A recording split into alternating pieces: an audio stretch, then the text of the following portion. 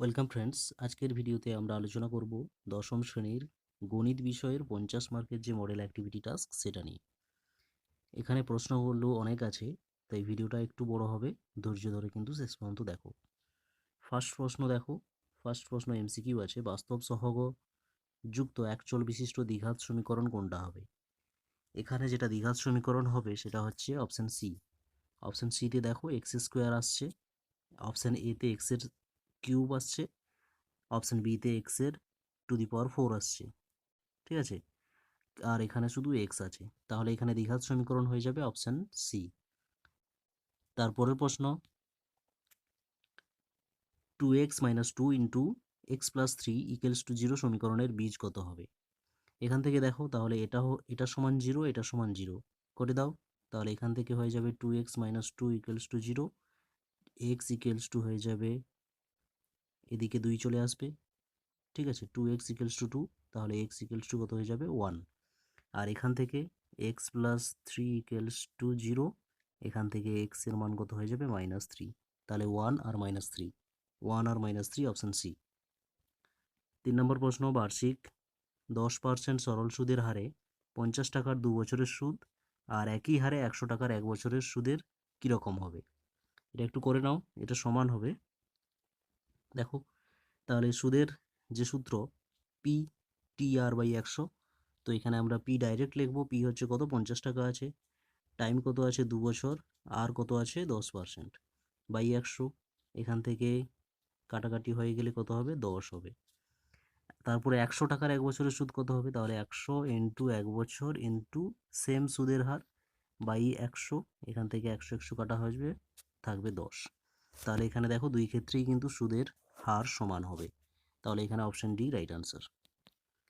তারপরের প্রশ্ন, ও কেন্দ্রীয় বৃত্তের PQRS দুটি সমান দৈর্ঘ্যের জ্যা। এখানে যে ছবিটা হবে এরকম, এটা হচ্ছে বৃত্তের কেন্দ্র, এখানে দুটো সমান দৈর্ঘ্যের জ্যা আছে, একটা হচ্ছে PQ আর একটা হচ্ছে RS। এবার বলেছে ও বিন্দু থেকে PQ এর দূরত্ব, এটা হচ্ছে ও বিন্দু, এই দূরত্বটা যদি 8 সেন্টিমিটার হয় তাহলে ও থেকে RS এর দূরত্ব কত হবে। দেখো এখানে এটা হয়ে যাবে কত, এটাও 8 হবে, কারণ কি না, যেহেতু এখানে PQ আর RS দুটো সমান দৈর্ঘ্যের, তার জন্য এখানে বৃত্তের যে কেন্দ্র সেখান থেকে দুটোর দৈর্ঘ্য কিন্তু সমান হবে, তাহলে এখানে হবে 8 সেন্টিমিটার। তারপরের প্রশ্ন, ও কেন্দ্রীয় বৃত্তের বহিস্থ পি বিন্দু থেকে অঙ্কিত স্পর্শক বৃত্তকে কিউ বিন্দুতে স্পর্শ করে। এর ছবিটা এঁকে নাও, এর ছবিটা হয়ে যাবে কীরকম, এটা হচ্ছে বৃত্ত, তার কেন্দ্র এখানে ও, আর বৃত্তের বহিস্থ বিন্দু এখানে পি আছে, পি এর উপর এখানে স্পর্শক টানা হয়েছে, তাহলে এরকম স্পর্শক টানলে এখানে কি হয়, এটা হচ্ছে কিউ। এখানে একটা উপপাদ্য আছে, এই উপপাদ্য থেকে আমরা জানতে পারি যে এই যে কোণটা এটা হচ্ছে 90 ডিগ্রি। তাহলে এখান থেকে কি কি দেওয়া আছে, ও কিউ এর মান 9 দেওয়া আছে, ও পি এর মান 15 দেওয়া আছে, বের করতে হবে পি কিউ এটার মান।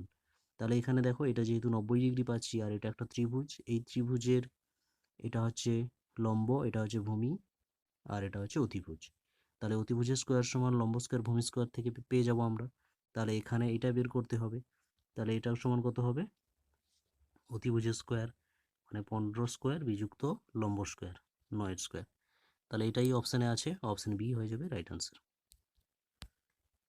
তারপরে আছে দুটি নিরেট গোলকের বক্রতলের ক্ষেত্রফলের অনুপাত 25:16, তাহলে তাদের আয়তনের অনুপাত কত হবে। দেখো, দুটি নিরেট গোলকের যে বক্রতলের ক্ষেত্রফল কি হয়, এটা হচ্ছে 4πr²। তাহলে এখানে একটা R1 আর একটা R2 হবে, 4πr²। 4π কেটে যাবে, এখানে কত দেওয়া আছে 25:16।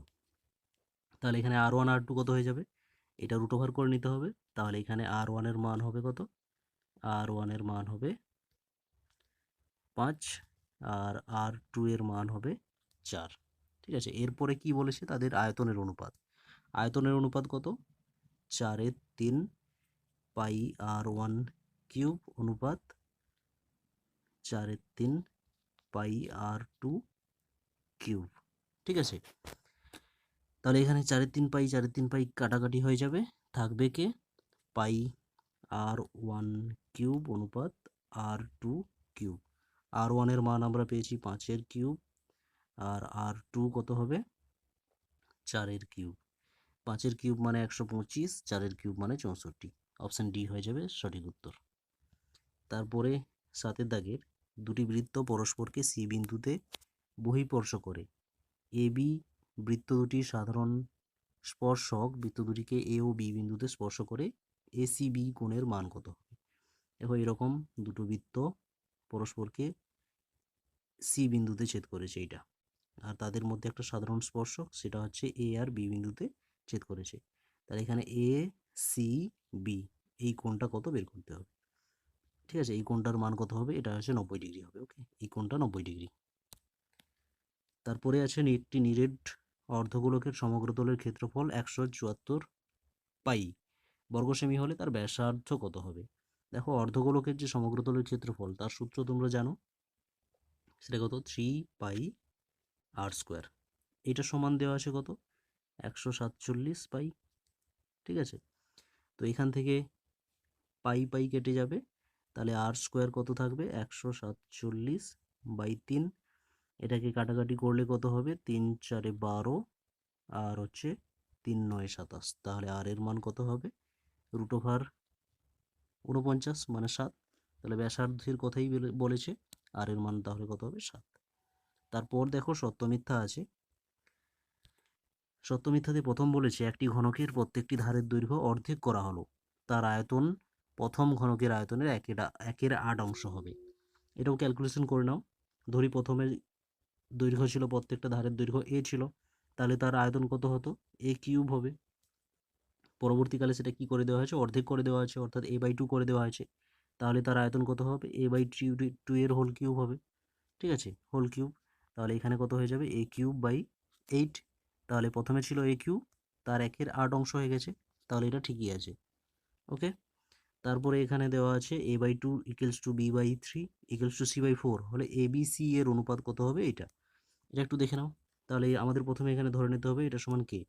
তাহলে a সমান কত হবে 2k অনুপাত b সমান কত হচ্ছে 3k অনুপাত c সমান কত হচ্ছে 4k।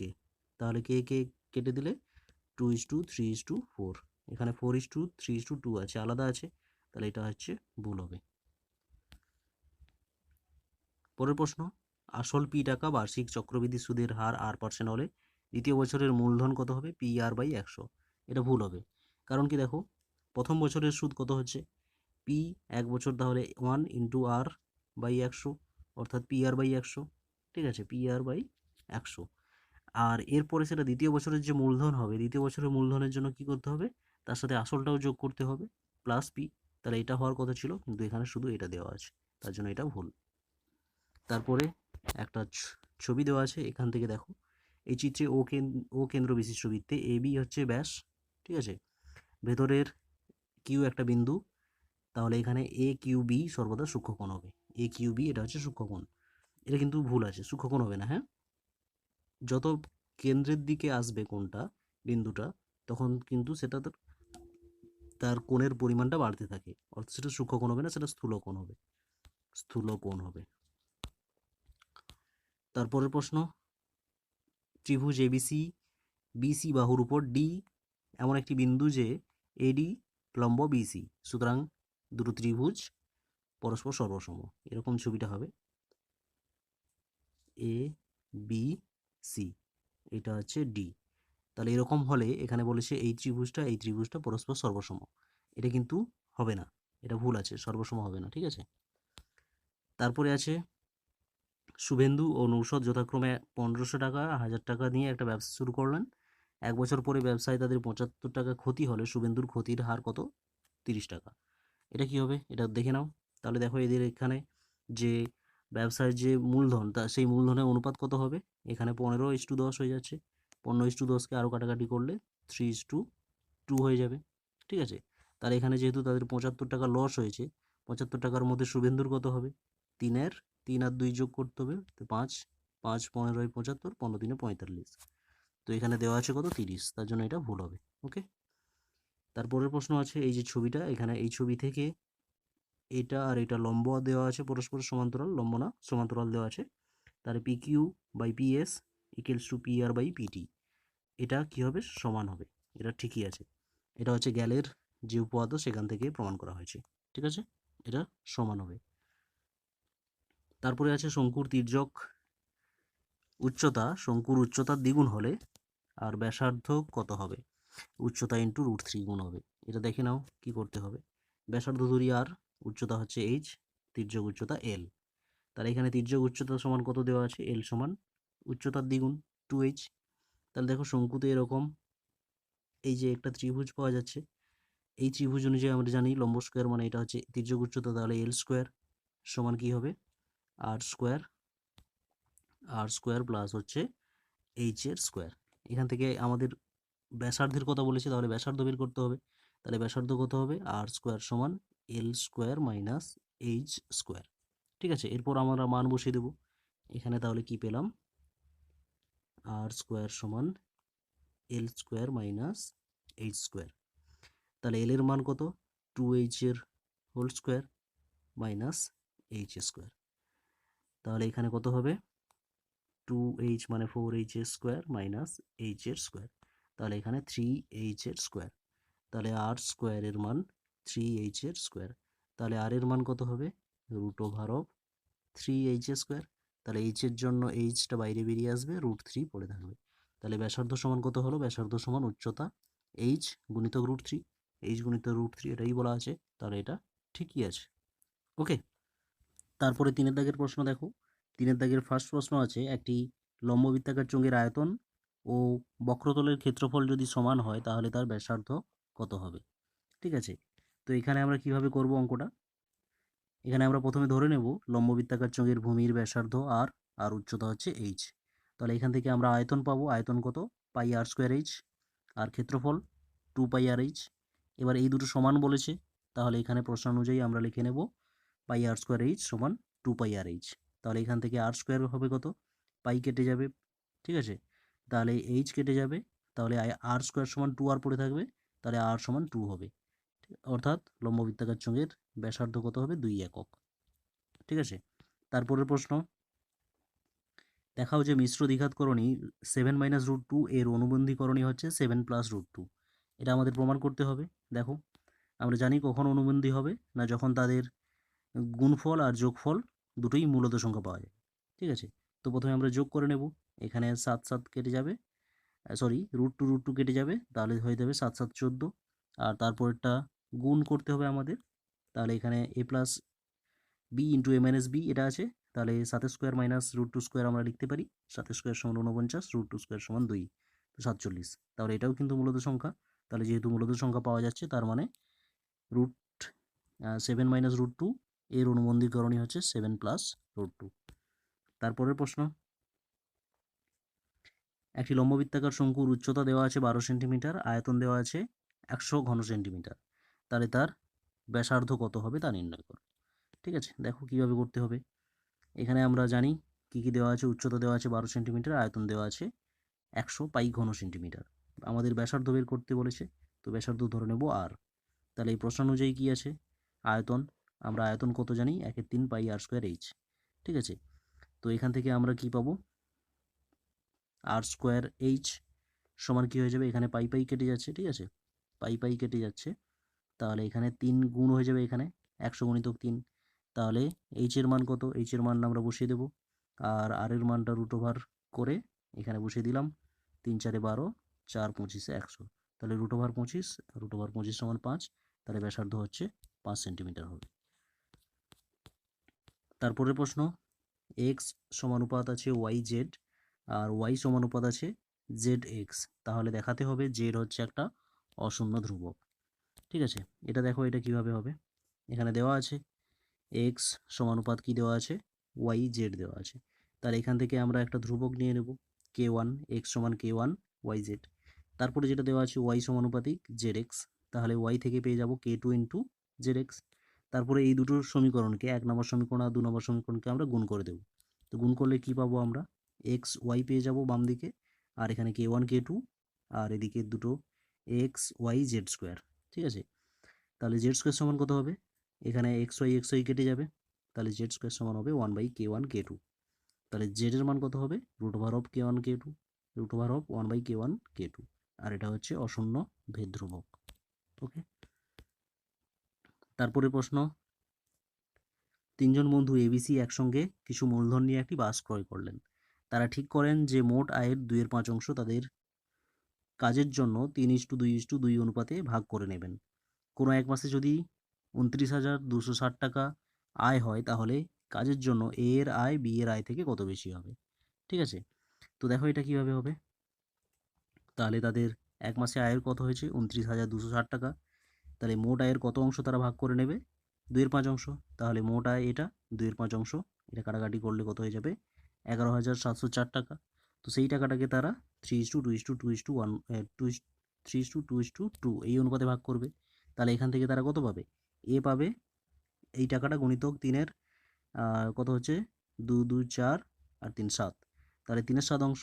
ঠিক আছে, তাহলে এ পাবে 5,016 টাকা। তাহলে বি কত পাবে? 11,704 গুণিতক 2/7 টাকা। তো এর কত হচ্ছে 3,344 টাকা। তাহলে এ বেশি, কত বেশি? এটা থেকে এটা বিয়োগ করতে হবে, 5,016 থেকে 3,344 বিয়োগ করতে হবে। বিয়োগ করলে কত হবে? 1,672 টাকা। ওকে, পরের প্রশ্ন, একটি লম্ববৃত্তাকার চোঙ আর লম্ববৃত্তাকার শঙ্কুর ভূমির ব্যাসার্ধের দৈর্ঘ্যের অনুপাত দেওয়া আছে, তাদের আয়তনের অনুপাত দেওয়া আছে, তাহলে তাদের উচ্চতার অনুপাত কত হবে? ঠিক আছে, তো এখানে আমরা কি করব, প্রথমে ধরে নিই একটা হচ্ছে লম্ববৃত্তাকার চোঙ আর লম্ববৃত্তাকার শঙ্কুর ব্যাসার্ধ, একটা হচ্ছে R1 আর একটা R2, তাদের উচ্চতাও হচ্ছে H1 আর H2, তাহলে তাদের আয়তন কত হবে? πr² R1² H1, আর লম্ববৃত্তাকার শঙ্কুর কত হবে? 1/3 পাই R2 R2 এর স্কোয়ার আর H2, যেহেতু দুটো আলাদা আলাদা তাদের আলাদা আলাদা সূত্র। তাহলে প্রশ্ন অনুযায়ী কী দেওয়া আছে আমাদের? তাদের ব্যাসার্ধের অনুপাত দেওয়া আছে, একটা হচ্ছে 3, অর্থাৎ প্রথমটা লম্ববৃত্তাকার চোঙের ব্যাসার্ধ হচ্ছে 3, আর লম্ববৃত্তাকার শঙ্কুর ব্যাসার্ধ হচ্ছে 4। ঠিক আছে, আর যেটা দেওয়া আছে সেটা কি? সেটা হচ্ছে তাদের আয়তনের অনুপাত দেওয়া আছে। আয়তনের অনুপাত কত আছে? 9:8। ঠিক আছে, এটা আমরা লিখে নেব। তো এটা লিখে নেওয়ার পর এখানে আমরা কি করব? এটা বাই এটা সমান 9/8 এটা লিখব। তারপরে এখানে আমরা মানগুলো বসিয়ে দেব। মানগুলো বসাবো কীভাবে? এখানে পাই পাই কেটে যাবে আর 3 উপরে চলে যাবে, তাহলে 3 R1² H1, নিচে থাকবে R2² H2, আর এখানে 9/8 থাকবে। এরপরে R1 মানে 3 স্কোয়ার হয়ে যাবে, H1 থাকবে, আর এখানে R2 মানে 4 স্কোয়ার হয়ে যাবে, H2 থাকবে। ঠিক আছে, তো এখান থেকে আমরা 3 3 9, 9 3 27 পেয়ে যাব, আর 4 স্কোয়ার মানে 16, H1/H2 থাকলো 9/8 থাকলো। এখান থেকে H1/H2, তাহলে এখানে 9/8 আছে, 16 চলে আসবে এদিকে, 27 চলে আসবে এদিকে। তাহলে এখান থেকে ক্যালকুলেশন করলে 8 2 16 হয়ে যাবে, 9 3 27, তাহলে 2 3 হয়ে যাবে। আর এটাই হচ্ছে তাদের উচ্চতার অনুপাত H1/H2, তাহলে 2:3। তারপরের প্রশ্ন, যদি y সমানুপাতিক x³ হয় এবং y এর বৃদ্ধি r:27 অনুপাতে হলে x এর বৃদ্ধির অনুপাত কী হবে? ঠিক আছে, এটা দেখো কিভাবে হবে। এখানে দেওয়া আছে y অনুপাত y সমানুপাত x এর কিউব, তাহলে y সমান কত হবে? কে একটা ধ্রুবক নিয়ে নিতে হবে আমাদের, k ইন্টু এক্স এর কিউব। তাহলে এখানে বলা হয়েছে y এর বৃদ্ধি কত? 8:27, অর্থাৎ কি? প্রথমে হচ্ছে 8k1, y সমান 8k1, তারপরে কত হবে? 27k1 হবে।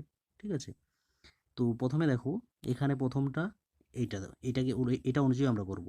তাহলে y সমান 8k1 হবে, তাহলে y সমান আমরা এখানে কি পেয়েছি? y সমান আমরা k x এর কিউব পেয়েছি, তাহলে এখানে y এর জায়গায় আমরা k x এর কিউব লিখে দেবো। তাহলে x এর কিউব সমান কত হয়ে যাবে? k থাকবে 8 থাকবে, k1 এখানে আছে, এখানে বাই চলে আসবে k। ঠিক আছে, তাহলে 8কে আমরা লিখতে পারি 2 এর কিউব। ঠিক আছে, তো 2 এর কিউব আর এখানে x³ আছে, এটাকে এদিকে নিয়ে আসলে কি হবে? 1/3 হয়ে যাবে, এখানে 1/3 কেটে যাবে, তাহলে এখানে থাকবে শুধুমাত্র 2 k1/k whole to the power 1/3। ঠিক আছে, তারপরে সেকেন্ড যেটা আছে y সমান 27k1, তো এখানেও আমরা একই রকমভাবে y এর মান বসিয়ে এখান থেকে x এর মান কত পাবো? Three into k one by k to the power 1/3। এবার সেখানে আমাদের কি করতে হবে, এক্সের যে বৃদ্ধির অনুপাত সেটা কত হবে, একটা হচ্ছে এটা লিখবো আমরা প্রথমে, বাই এটা লিখবো। তাহলে এখানে সবগুলো কাটাকাটি হয়ে যাবে, শুধু পড়ে থাকবে 2 আর 3, এগুলো সব কাটাকাটি হয়ে যাবে। তাহলে এখানে এক্সের অনুপাত কত, বৃদ্ধির অনুপাত 2:3, ঠিক আছে। তারপরে একটা প্রশ্ন আছে, এখানে উপপাদ্য আছে। উপপাদ্যটা কি আছে না, বৃত্তস্থ চতুর্ভুজের বিপরীত কোণগুলি পরস্পর সম্পূরক। তো এটা বইতে তোমাদের দেওয়া আছে, সেই বই থেকে এখানে কিন্তু দেখে নিও। 164 পেজ বইতে এরকমভাবে দুটো আছে, বিকল্পটাই সহজ হবে এজন্য এটা দেখানো হয়েছে। আর একটা উপপাদ্য আছে, বৃত্তের বহিস্থ কোনো বিন্দু থেকে যে দুটি স্পর্শক অঙ্কন করা যায় তাদের স্পর্শ বিন্দু দুটির সঙ্গে বহিস্থ বিন্দুর সংযোজক সরল রেখাংশ দুটির দৈর্ঘ্য সমান এবং তারা কেন্দ্রে সমান কোণ উৎপন্ন করে। এই উপপাদ্যটাও কিন্তু তোমরা বই থেকে লিখে নিও। ওকে, এরপরে যে প্রশ্ন আছে 5 দাগের,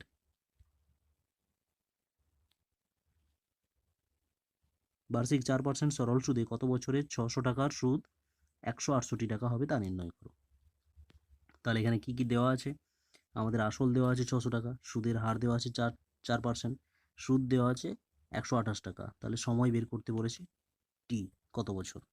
তাহলে এখানে আমরা জানি আই সমান পিটিআর বাই 100, তাহলে টি সমান কত হবে, এখানে কোনাকুনি গুণ করে আমরা পেয়ে যাব আই ইন্টু 100 বাই পিআর। এবার প্রত্যেকটার মান বসিয়ে দেবো, প্রত্যেকটার মান বসিয়ে ক্যালকুলেশন করলে আমাদের উত্তর হয়ে যাবে 7 বছর। ঠিক আছে, সহজ অঙ্ক এটা। তারপরে যেটা আছে লাস্ট প্রশ্ন, কত টাকা বার্ষিক 5% চক্রবৃদ্ধি হার সুদে 2 বছর পরে সুদে আসলে এই টাকাটা হবে। ঠিক আছে, এটাও সহজ আছে, দেখে নাও। তাহলে এখানে আমাদের পি ধরে নিতে হবে, আসল হচ্ছে পি, সেটা পি ধরতে পারো, এক্স টাকা ধরতে পারো। সুদের হার দেওয়া আছে 5%, সময় দেওয়া আছে 2 বছর, সুদ আসলে হচ্ছে এই টাকাটা। তাহলে আমাদের এখানে আসলটা কত বের করতে বলেছে। তাহলে আমরা জানি এ সমান P into 1 plus R by 100 whole to the power N. এখানে এবার আমরা সবগুলো মান বসিয়ে দেবো। ঠিক আছে, পি এর জায়গায় যেহেতু এক্স ধরে নিয়েছি, তো এখানে সবগুলো এক্স। ঠিক আছে, সেই এক্সের মান কী হবে, এরকমভাবে তোমরা কিন্তু ক্যালকুলেশন করে নিও। এখানে ক্যালকুলেশন করলে 3200 আনসার হয়ে যাবে। ঠিক আছে, এটাই হচ্ছে আসল টাকা। ওকে।